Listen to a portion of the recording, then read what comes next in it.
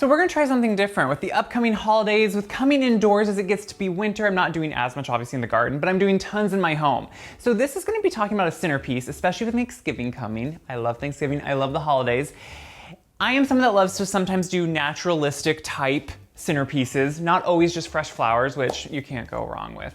And I always travel to my sister's for Thanksgiving, and they live really close to mountains, and a lot of times I, no joke, forage for kind of centerpiece options because it's fun to kind of look what's going, maybe fading in your yard, but could have a new life as something indoors. So this is my dining table. And I'm trying to start with something that will give it structure down the center. So for me, that's gonna be some birch. So I'm just using some nice branch that I have from outside that I found, and they kind of give that overall shape and delineation for your table. So if it's really long, you could have something long and thin down the middle, just something to kind of give it that overall structure. And birch, as you can tell, I love because you get that whitish, papery look on it. So you can find this also in garden centers this time of year. It's very normal. I am someone that when a meal is upcoming, I need candles. If I'm gonna have people over, there's gonna be candles, and they're gonna be real candles. There's a difference. I'm gonna start with, these aren't what I want to be seen, but this is what I found at the moment. So we're gonna start by putting some candle holders in here.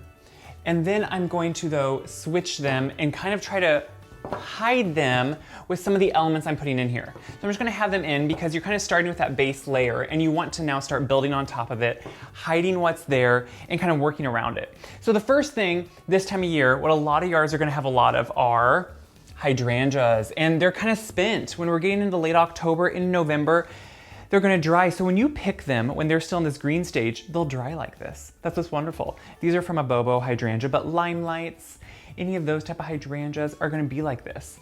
And I think dried hydrangeas are really pretty in the fall. I think it's fun to just kind of use them, especially if you have them in your yard. If your neighbors have an abundance of them, ask. Don't just go think you can take them. But I'm gonna stick these in different places around and start giving it some more structure, and then we'll keep going on. So as I'm finishing up, these are a few I did a couple weeks ago. I did this for an event too, and look how they're the same colors. I kind of smashed them a little bit, but they just dried that color, and that's what's kind of wonderful about this. Now, one thing to note, as they dry, they're obviously dry in the sense that if your candle gets too low, they would set on fire. You don't want to do that. So always have tall candles or have these away from the flame. So that's kind of your beginning of it, which I kind of already, you could just do tons of these dried hydrangeas and make what looks like a big flower arrangement, and it doesn't even need water, which is what I love this time of year. But to add some more color in and to kind of give it the element of the season, I'm gonna add some miniature pumpkins. You could do white, which would be very monochromatic, very pretty on this. I'm gonna do some pops of orange. It kind of branches me out because I am someone, I tend to not do a lot of color, you guys, and I try, so this is me pushing and trying. But I'm just gonna start setting these around, somewhat in amongst those branches, some of them not. You can also then, if you want like your hydrangeas to sit a certain way, you can kind of set them so they help the stems sit upright, which is kind of nice, and get some appeal. So I'm gonna keep setting the pumpkins around, add the color, and so every side, this sounds annoying maybe, but the thing is, if you're going to this work, make sure from every side, sit in all the different seats or walk around, make sure everyone can see it and appreciate it, because there's no point in doing this and then no one being able to really see it. So move around, do it, and then we'll keep adding more. So I'm also using some multicolored corn. I have a neighbor and a friend that grows this every year, and it is so fun. They always give me some or let me come pick it. I love it. It's flint corn, which it just gives you all those different like, what is more fall than this? Nothing. So I took the husks off. They dry, obviously, but what is nice about these? They can take up a lot of space. So if you're wanting something or a gap to have a lot of filler, as we say, you can jam this in there, and you can hide the base of it, but then kind of get a fun naturalistic appeal of it to kind of open up. And it can cover some gaps if you don't want something to be seen.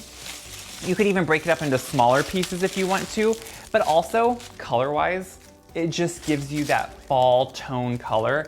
And I think that's what's so needed when you're doing something like this, is just to give you that kind of fall color, and then you can just set a pumpkin on it.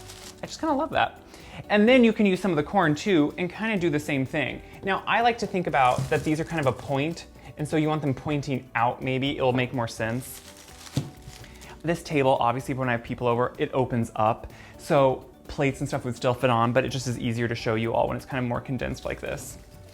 So I'm just looking for gaps again and finding places where I can just put pieces of corn in so you can kind of hide some of it, not have all of it out.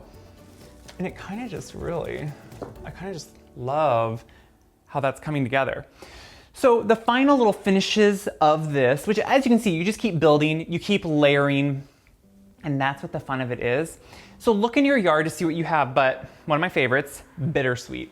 I love Bittersweet.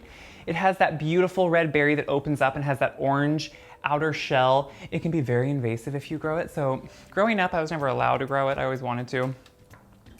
My dad would have had none of that because it was like a weed, but it's beautiful. So you can find it in a lot of old fence lines.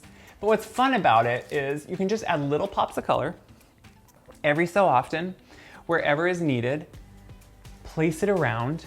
And if you're gonna say, oh, I can't find Bittersweet to buy or even go pick, I did a few weeks ago pick some viburnum berries. So if you have viburnum growing in your yard, you can pick that, and they always have fun colored berries on them too this time of year, and they would again just look kind of fun and naturalistic. So I'm gonna keep placing all the beautiful Bittersweet around, so even if it's closed, look, it looks like little orange pumpkins. I love that. I just think that's so pretty. I'm gonna place them around and then show you the final result.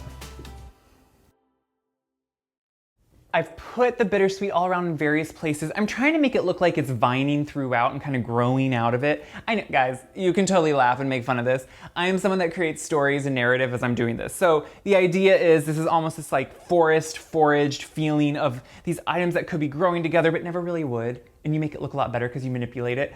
But you get the overall feel and you get those pops of color and the major autumnal moments. Like, I could think of nothing better for Thanksgiving table than just the bounty of what's outside. You got the birch, you got the natural elements, you got the corn husk, you have the dried hydrangeas, which are really just adding a lot of filler, but also just a lot of kind of color and just some texture to it. Of course, you have to light the candles in the end. And guys, you are ready to set the table, have your family over.